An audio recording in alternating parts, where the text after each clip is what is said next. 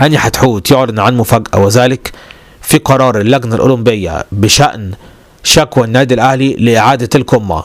كشف هاني حتحوت عن آخر تفاصيل شكوى النادي الأهلي للجنة الأولمبية على خلفية انسحابه من مباراة القمة وموعد صدور القرارات.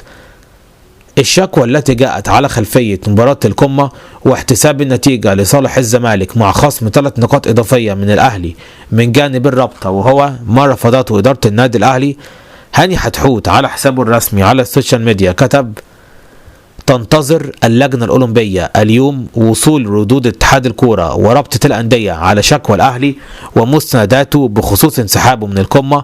مصدر باللجنة الأولمبية قال لي بأن القرار سيصدر بعدها مباشرة يوم الاثنين أو الثلاث على أقصى تقدير. المصدر قال إن الأهلي لم يقدم أوراق جديدة بعد الشكوى التي قدمها على يومين. دورنا متابعة تنفيذ اللوائح وسنصدر قرارنا دون النظر لألوان أو ردود فعل.